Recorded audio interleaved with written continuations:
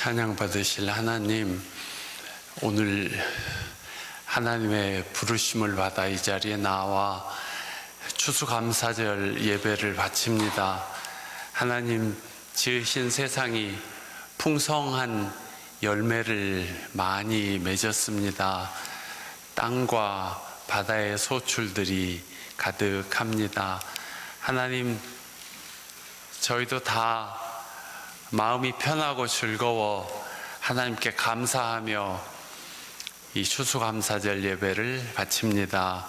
지금까지 저희 삶의 길을 인도해 주셨던 모든 일들 하나님 감사합니다. 금년 한 해도 온갖 어려움 가운데에서도 저희를 지키시고 인도하시고 베풀어 주신 사랑과 자비에 감사합니다. 저희의 감사를 하나님 받으시옵소서. 예수 그리스도 이름으로 기도하옵나이다. 아멘.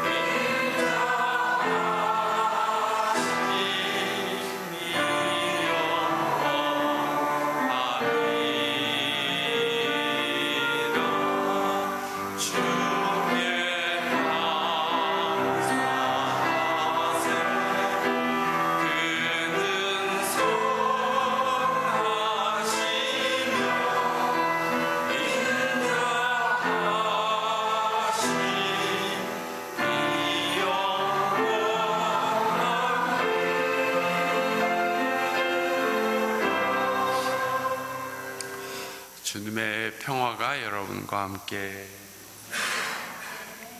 형제자매와 평화의 인사를 나눕시다.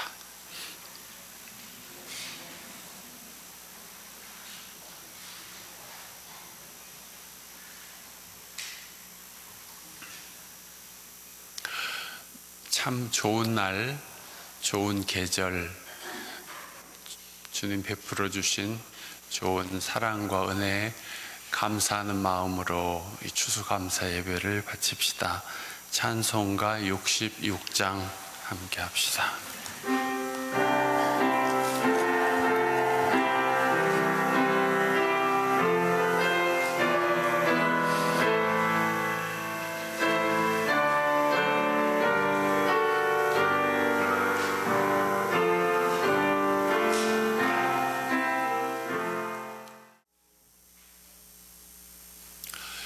무엇보다도 먼저 하나님께 영광을 돌리고 하나님께 감사하는 여러분의 영혼과 삶에 하나님의 은총이 임하시기를 바랍니다.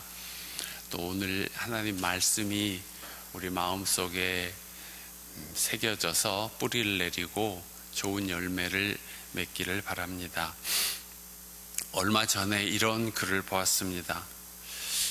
고등학교 동창들이 올린 글인데 출처는 모르겠습니다.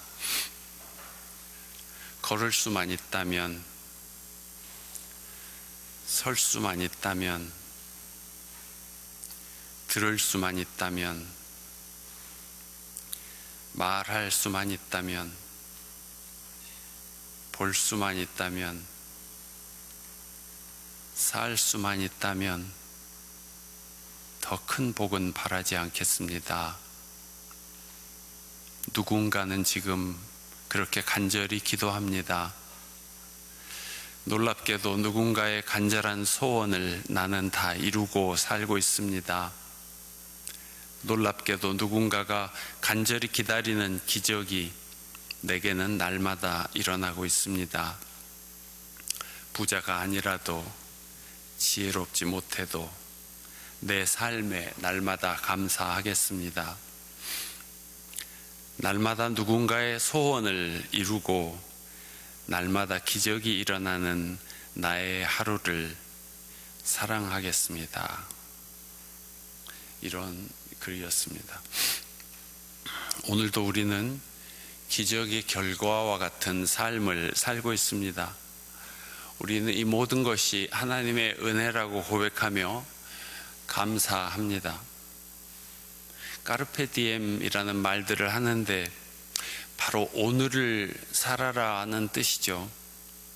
지금, 오늘 이 놀라운 생명의 순간을 찬탄하며 감사하며 노래하며 살아가시기를 바랍니다. 비행기들이 많이 다니지 않아서 그런지 요즘 대기가 아주 맑아서 가시거리가 멀리 잘 보입니다. 깊어가는 가을 사냐를 보는 것이 즐겁고 또 먹을 것은 풍성해서 추수감사절을 지내기 참 좋은 시기입니다.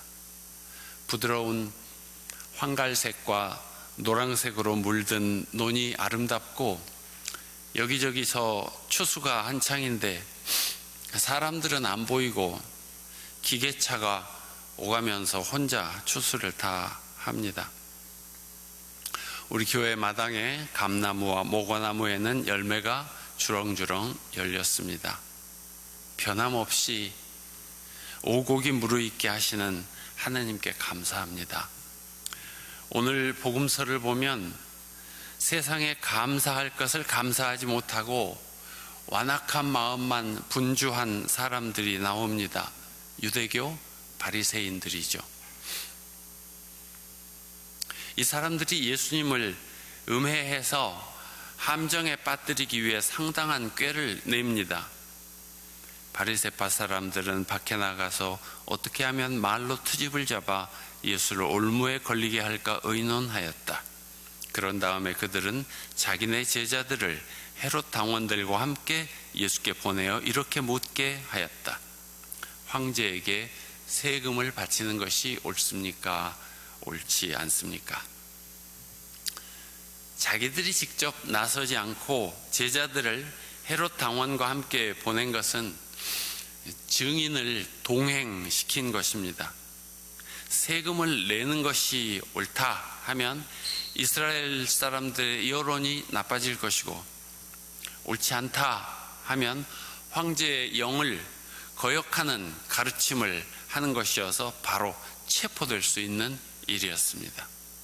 당시 이스라엘은 로마의 통치를 받고 있었죠. 어린이와 노인을 제외한 이스라엘 백성들은 다 인두세인 주민세를 로마에 내야 했습니다.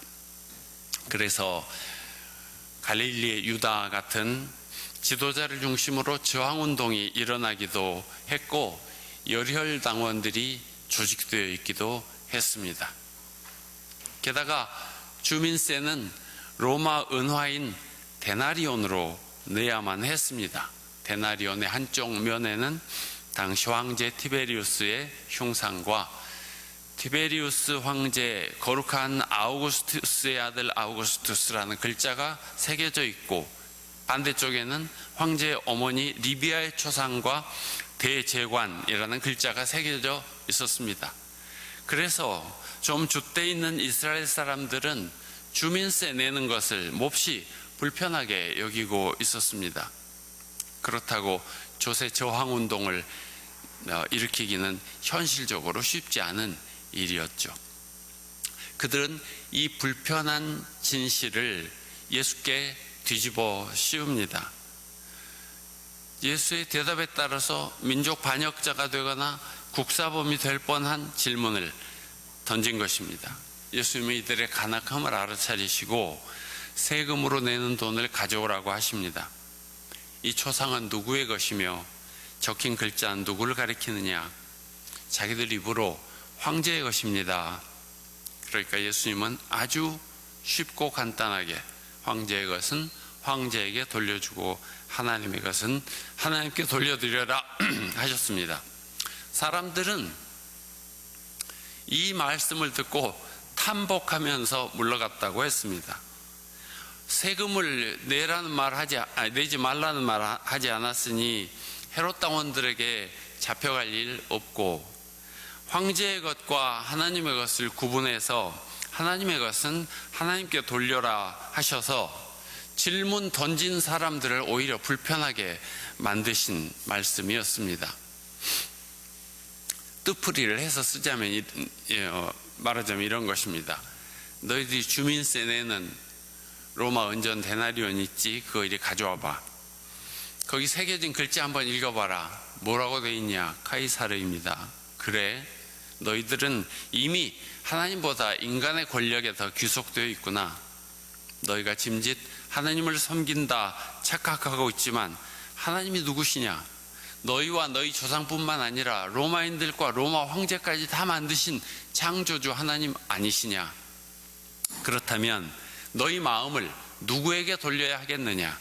지금 너희는 정녕 하나님께 마음을 두고 있느냐? 이런 질문이 그 말씀 속에 포함되어 있는 것입니다. 황제의 것은 황제에게 돌리고 하나님의 것은 하나님께 돌려라. 이 말씀은 또 자본주의 제도와 세속적 힘의 논리에 의존해 사는 우리에게도 불편한 말씀입니다. 우리 마음의 무게중심이 하나님께 있는지 세상의 권력과 돈에 있는지 묻기 때문입니다. 하나님의 것을 하나님께 돌려드린다는 것은 우리에게는 무엇일까요? 우리 자신이 하나님의 것인데 우리를 어떻게 하나님께 돌려드릴까요? 로마서 12장 말씀이 생각납니다. 바울 사도는 로마서에서 여러분 자신을 하나님께서 기쁘게 받아주실 거룩한 산 제물로 바치십시오. 그것이 여러분이 드릴 진정한 예배입니다 라고 말씀하셨습니다. 우리가 이 세상을 본받지 말고 마음을 새롭게 하여 새 사람이 되어야 한다는 것이고, 무엇이 하나님의 뜻인지 무엇이 하나님께서 원하는 것이고 온전한 것인지를 분간하라고 말씀하셨습니다. 우리들이 이 세상에서 이렇게 주님의 뜻을 파악하고 주님의 뜻에 순종하며 살아간다면 그것이 주님께 바치는 산 제물이라고 말씀하셨습니다. 오늘 데살로니가 전서에 이런 말씀이 있죠. 1장 3절의 말씀. 우리는 이제 바울 사도 일행입니다. 하나님 우리 아버지 앞에서 여러분의 믿음의 행위와 사랑의 수고와 우리 주 예수 그리스도께 둔 소망을 굳게 지키는 인내를 언제나 기억하고 있습니다. 데살로니가 교우들이 하나님을 향한 믿음과 사랑과 소망을 굳게 지키고 있는 것을 감사하는, 환난 가운데에서도 그 믿음을 잃지 않고 있는 것을 감사하는 그런 사도 바울의 마음이 드러나 있습니다. 여기에서 말씀하신 믿음의 행위와 사랑의 수고와 소망을 지키는 인내는 고린도전서 13장의 결론처럼 믿음과 사랑과 소망이라는 말씀과 같은데, 하나님의 은총에 대한 사람의 응답을 함축한 것이라고 볼 수 있겠습니다. 하나님께서 아브라함 때부터 사람에게 약속하신 것은 사람을 사랑하시고 구원하시고 거룩하게 해주신다는 것이었습니다. 그럼 사람 편에서 해야 될 일은 데살로니가 교우들이 보여준 것과 같이 믿음, 사랑, 소망의 삶입니다. 하나님에 대한 믿음을 갖고 살며 마음과 뜻과 힘을 다하여 하나님을 사랑하며 하나님 주시는 내일에 대한 소망을 갖는 것입니다. 데살로니가 교우들은 이처럼 믿음과 사랑과 희망을 놓지 않고 살아갔습니다. 우리도 데살로니가 교우들이 보여준 모범에 따라 믿음과 사랑과 소망의 삶을 살아가면 되겠습니다. 하나님을 사랑하고 이웃을 사랑하면 되겠습니다. 주님이 우리에게 주신 계명이 사랑인 것은 얼마나 감사한 일입니까? 황제에게 속한 것과 하나님께 속한 것은 그 성격이 정반대입니다. 황제에게 속한 것은 권력인데 거기에는 군대와 폭력, 억압과 착취, 재물과 향락 이런 것들이 따릅니다. 세상의 포악함은 얼마나 잔혹하고 각박한 것인지 모릅니다. 반면 하나님에게 속한 것은 생명과 평화, 정의와 사랑, 진리와 기쁨, 해방과 자유 이런 것들이죠. 세상이 예수 그리스도를 역사의 신기원으로 삼게 된 것은 바로 이런 이유입니다.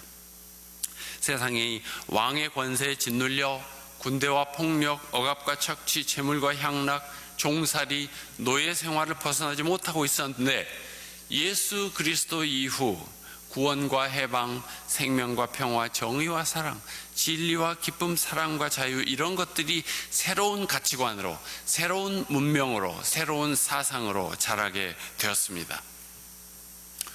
우리도 세상 권력의 다스림을 받고 살았다면 평생을 권력이나 재물에 사로잡혀 살 수밖에 없었을 터인데 하느님을 섬기며 살아감으로써 사랑의 가치와 기쁨, 평화와 평등의 세상을 추구하며 진리와 자유와 영생을 노래하며 살아갈 수 있게 되었으니 얼마나 좋은 일인지 모릅니다. 오늘도 우리는 기적과 같은 삶을 살고 있습니다. 나에게는 날마다 이루어지고 있는데 우리는 이 모든 것이 다 하나님의 은혜라고 고백하며 감사합니다. 황제의 것은 황제에게 돌리고 하나님의 것은 하나님께 돌려라. 하나님은 사랑이라고 했으며 사랑은 하나님의 것이라고 했습니다. 우리가 하나님께 돌려드려야 할 가장 중요한 것은 그러므로 사랑입니다. 이 풍성하고 좋은 계절 여러분의 사랑을 하나님께 바치시기 바랍니다. 아름다운 찬양으로 향기로운 예물로 주님의 뜻에 합당한 삶을 살아가는 순종으로 우리를 주님께 드립시다. 우리는 황제의 것이 아니라 하나님의 것입니다. 오늘의 말씀을 묵상합시다.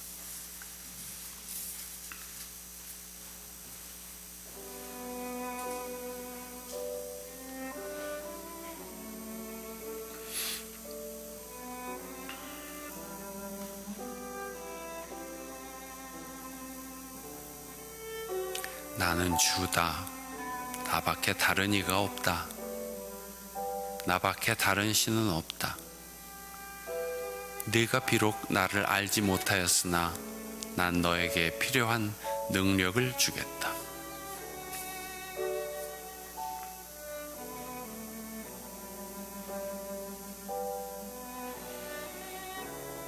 우리는 하나님 앞에서 여러분의 믿음의 행위와 사랑의 수고와 우리 주 예수 그리스도께 둔 소망을 굳게 지키는 인내를 언제나 기억하고 있습니다.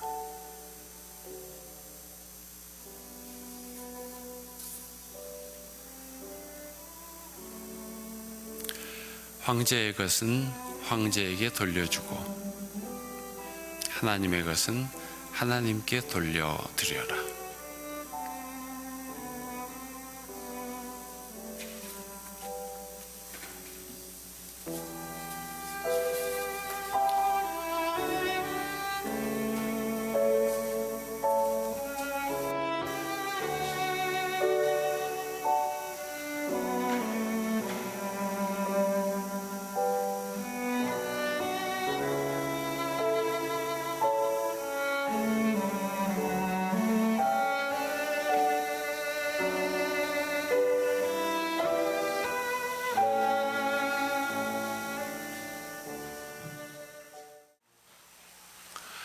이제 하나님께서 다시 우리들의 삶의 자리로 보내십니다.